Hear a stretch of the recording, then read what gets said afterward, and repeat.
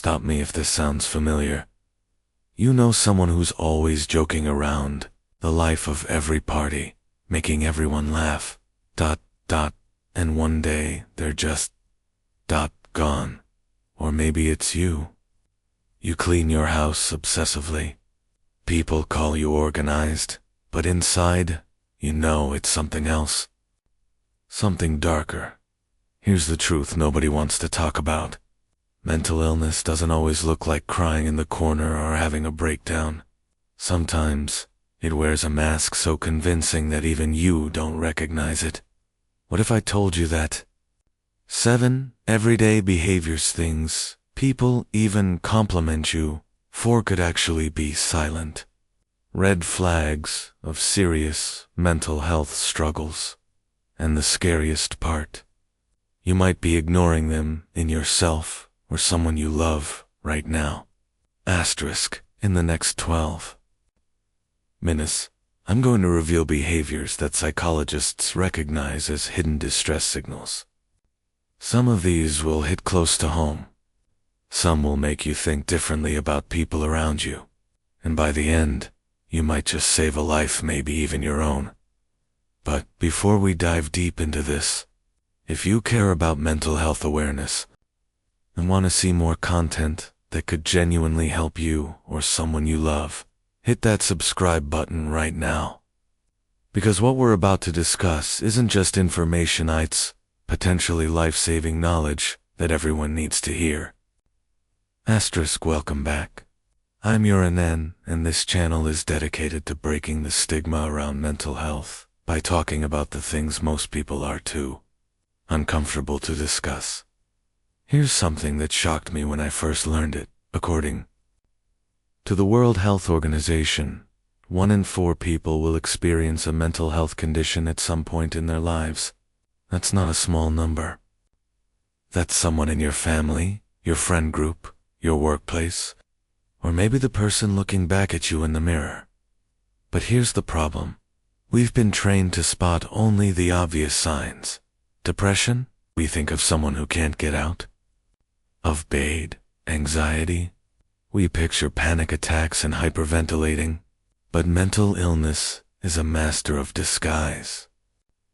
It hides behind smiles, jokes, perfectionism, and even success. Today, we're pulling back the curtain on 7 behaviors that most people would never associate with mental illness, behaviors that might be happening right under your nose. These aren't just theories. These are backed by psychology, research, and real experiences from mental health professionals. So, pay close attention, take notes if you need to. And please, stay until the end, because we're also going to talk about what you can actually do if you recognize these signs in yourself or others. Asterisk, let's get into it. Let's start with one of the most deceptive behaviors. The class clown, the office jokester, the friend who's always on. You know this person. They light up every room they walk into. They make you laugh until your stomach hurts. They never seem to have a bad day. But here's what psychology reveals.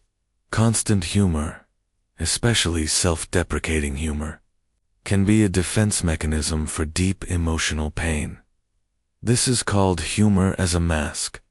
Robin Williams is the most famous example. A comedy legend who brought joy to millions while battling severe depression. The jokes, they were armor, a way to deflect from the pain inside when someone never lets their guard down, when they can't have a serious conversation, when every moment of vulnerability gets turned into a punchline. That's not just personality. That could be avoidance. It could be fear of being truly seen. Think about it. If you're always making people laugh, they never ask if you're okay. It's the perfect camouflage. Red flags to watch for. They deflect every serious conversation with humor. Their jokes often have a dark or self-destructive edge. They never share their real feelings behind closed doors. They might be a completely different person if This sounds like someone you know, or maybe even yourself. Understand this. It's okay to not be okay. And you don't have to perform for people to love you. Asterisk behavior number 2 is one that society actually celebrates. The workaholic. The go-getter. The person who's always busy, always grinding, always achieving. But here's the uncomfortable truth. Sometimes extreme productivity isn't ambition. It's escape. Psychologists call this behavioral avoidance. When your mind is a war zone, work becomes a refuge. If you're always doing something, you never have to sit with your thoughts. You never have to feel the anxiety, the depression, the trauma that's lurking underneath. I'm not talking about someone who works hard and has goals. I'm talking about someone who can't stop. Someone who feels panic when they're idle. Someone who measures their worth entirely by their output. Here's how you know it's crossed the line. They feel intense guilt when resting. They can't enjoy downtime. Without thinking about work, their identity is completely tied to productivity. They're running from something, not running toward something. This behavior is particularly dangerous because people praise it. Your boss loves it. Society rewards it. But inside, the person is drowning. They're just drowning in motion. Burnout isn't a badge of honor. And rest isn't laziness. If you can't stop moving, ask yourself, what am I running from? Number 3. The person who can't say no. The perpetual people pleaser. The one who bends over backward for everyone else but neglects themselves completely. On the surface, this looks like kindness, generosity, selflessness. But often, it's rooted in something much deeper. A fear of abandonment, low self-worth, or past trauma. In psychology, this is linked to what's called fawning, a trauma response. Just like fight, flight, or freeze, fawning is a survival mechanism. It says, if I make everyone happy, they won't hurt me. They won't leave me. These people seek validation through service. Their worth is external. And the thought of disappointing someone, it's unbearable. It triggers anxiety, shame, sometimes even panic. Signs this behavior is unhealthy. They say yes, even when it hurts them. They feel responsible for everyone else's emotions. They have no boundaries.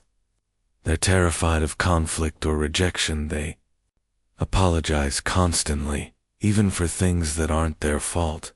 Here's the reality. You can't pour from an empty cup.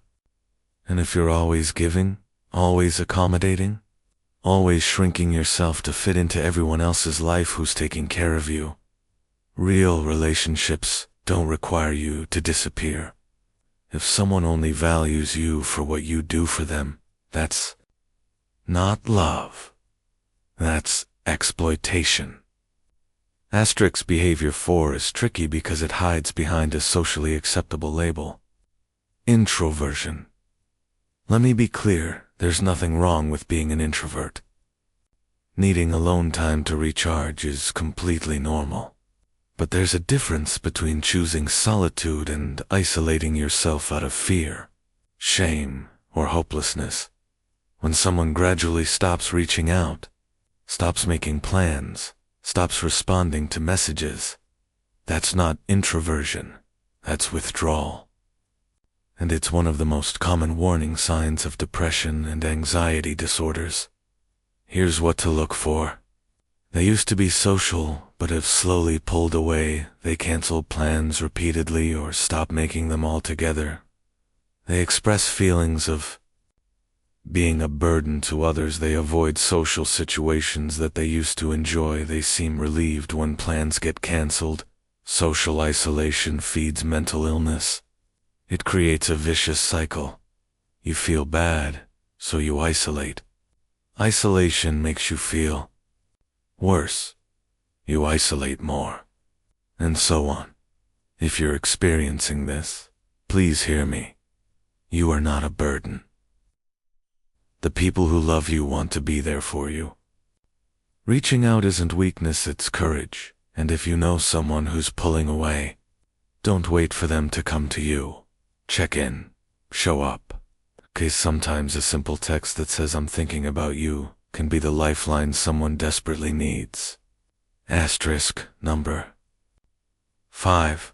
Perfectionism. Now, we often see this as a positive trait. Oh, they're just detail-oriented. They have high standards. But clinical perfectionism is different. It's debilitating. Perfectionism often masks anxiety, OCD, or deep-seated feelings of inadequacy. It's the belief that if you're perfect, you'll finally be worthy, finally be enough, finally be safe. But here's the cruel irony. Perfection is impossible. So perfectionists live in a constant state of failure, which reinforces the very feelings they're trying to escape. Red flags of unhealthy perfectionism. They procrastinate because they're afraid of doing it wrong. They see mistakes as catastrophic, not as learning opportunities. They have all or nothing thinking. If it's not perfect, it's worthless. They experience intense anxiety when things are out of their control. They tie their self-worth to their achievements.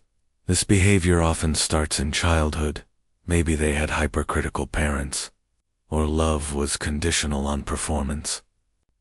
As adults, they become their own worst critic. Here's what perfectionists need to hear. Your worth isn't determined by your output. You are valuable simply because you exist. Mistakes don't make you less deserving of love and respect. Progress, not perfection. That's the goal. Behavior 6 is one people rarely talk about. Risky or self-destructive behaviors masked as thrill-seeking or just having fun. This includes things like reckless driving, substance abuse, dangerous physical activities, impulsive financial decisions, or promiscuity. On the surface, the person seems adventurous, spontaneous, living life to the fullest. But underneath, there might be self-harm. There might be a subconscious desire to feel something, anything, or to punish themselves. There might be unprocessed trauma or undiagnosed bipolar disorder, borderline personality disorder, or PTSD. Warning signs. The behavior has escalated over time. They seem to have a disregard for their own safety. They engage in these activities when they're feeling low. They have a pattern of self-sabotage in other areas of life. They joke about not caring what happens. To them, this is especially dangerous because society often glorifies risk-taking. We call it confidence, or living life with no regrets. But when someone is repeatedly putting themselves in harm's way, that's not bravery. That's pain expressing itself dangerously. If this is you, please know, your life has value. You deserve safety. You deserve healing. And there are healthier ways to feel alive.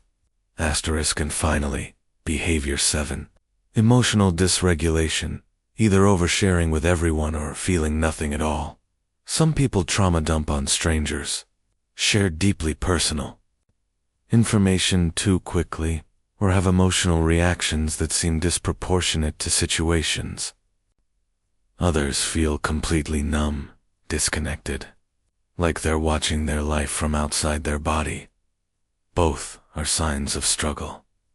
Oversharing can indicate desperate need for validation or connection, unprocessed, trauma seeking an outlet boundary. Issues from past violations, anxiety, or borderline personality disorder. Emotional numbness can indicate depression, anhedonia, inability to feel pleasure, dissociation from trauma, burnout, or compassion fatigue. Medication, side effects, or other medical issues. Here's the key. Healthy emotional regulation means feeling your feelings appropriately and expressing them in constructive ways. If you're at one extreme or the other consistently, it's worth exploring with a professional. So there you have it. 7 behaviors that are actually hidden signs of mental illness. Maybe you recognized yourself in some of these. Maybe you thought of someone you love. Either way, awareness is the first step. If you're struggling, please reach out. Talk to a therapist. Call a helpline. Confide in someone you trust. You don't have to fight this alone. And if you see these signs in someone else, be gentle. Ask them how they're really doing. Sometimes, just knowing someone cares can make all the difference. If this video helped you, please share it. You never know who might need to hear this message today. Subscribe for more mental health content, and remember, it's okay to not be okay. But it's not okay to suffer in silence. Take care of yourself. I'll see you in the next one.